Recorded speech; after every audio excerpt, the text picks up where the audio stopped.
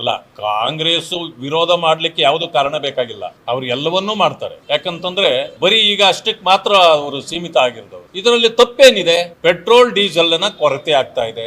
ಹೊರದೇಶದಲ್ಲಿ ಇವತ್ತು ನಾವು ಹೊರದೇಶದ ಮೇಲೆ ತೈಲಗಳಾಗಿ ನಾವು ಅವರ ಮೇಲೆ ಆಶ್ರಯ ಇಸ್ಕೊಂಡಿದ್ದೇವೆ. ಅಲ್ಲಿ ಕೊರತೆ ಆದಾಗ, ಬೆಲೆ ಹೆಚ್ಚಾದಾಗ ಇಂಥವುಗಳನ್ನ ಕಡಿಮೆ ಮಾಡಬೇಕು. ಇವತ್ತು ವೆಹಿಕಲ್ಗಳು ಇವಿ ಬರ್ತಾ ಇರೋದು ಯಾಕೆ? ಇವೆಲ್ಲವನ್ನು ಕೊರತೆನ ನೀಗಿಸ್ಲಿಕ್ಕೆ. ಆಮೇಲೆ ಚಿನ್ನದ ಬೆಲೆ ಯಾವ ಕಾಲಕ್ಕೆ ಹೆಚ್ಚಾಗ್ತದೋ ಕಡಿಮೆ ಆಗ್ತದೋ ಯಾರಿಗೂ ಗೊತ್ತಿಲ್ಲ. ನಾಳೆ ದಿವಸ ನೀವು ಹೆಚ್ಚಿನ ಚಿನ್ನವನ್ನ ತೆಗೆದು ಇಟ್ಕೊಂಡಿರ್ತೀರಿ ಅಂತ ಇಟ್ಕೊಳ್ಳಿ, ನಿಮ್ಮ ಭರವಸೆ ಏನು? ಮತ್ತಷ್ಟು ಹೆಚ್ಚಬಹುದು ಅದರ ಬೆಲೆಗಳು ಅಂತ. ತಕ್ಷಣಕ್ಕೆ ಇವತ್ತು ಲಕ್ಷಾಂತರ ರೂಪಾಯಿ ಇರತಕ್ಕಂತ ಬೆಲೆ ನಾಳೆ ಸಾವಿರಗಳಿಗೆ ಬಂದ್ಬಿಟ್ರೆ ಆಗ ನಿಮ್ಮ ಪರಿಸ್ಥಿತಿ, ಹಣ ಕಳ್ಕೊಳ್ತೀರಲ್ವಾ?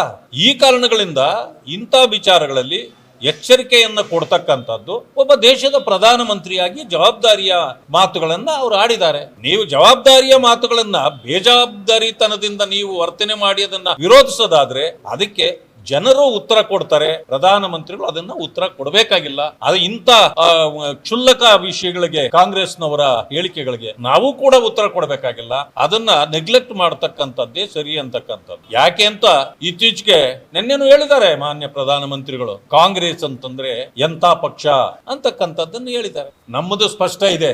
ಇಡೀ ದೇಶದಲ್ಲಿ ಹಿಂದುತ್ವ, ಬಂಧುತ್ವ ಮತ್ತು ಸಿಂಧುತ್ವ, ಹಿಂದುತ್ವ, ಬಂಧುತ್ವ, ಸಿಂಧುತ್ವಗಳನ್ನ ಪರಿಪಾಲಿಸ್ತಕ್ಕಂಥವ್ರು ನಾವು. ಹಿಂದುತ್ವ ನಮ್ಮ ಅಸ್ಮಿತೆ, ನಾವು ಅದನ್ನ ಬಿಟ್ಕೊಡೋ ಪ್ರಶ್ನೆನೇ ಇಲ್ಲ. ಈ ದೇಶವನ್ನ ನಾವು ಹಿಂದೂ ರಾಷ್ಟ್ರವಾಗಿಯೇ ನೋಡ್ತೇವೆ. ಬಂಧುತ್ವ ಅಂತಂದ್ರೆ ಏನು ಅಂದ್ರೆ ನಮಗೆ ಜಾತಿಯಾಗ್ಲಿ, ಧರ್ಮವಾಗ್ಲಿ, ಭಾಷೆ ಆಗ್ಲಿ ಭೇದ ಭಾವಗಳಿಲ್ಲ. ಸರ್ವರನ್ನೂ ಕೂಡ ವ್ಯಾಪಿಸಿರ್ತಕ್ಕಂಥ ಒಂದು ಸಂಘಟನೆ ನಮ್ಮದು ಭಾರತೀಯ ಜನತಾ ಪಕ್ಷ.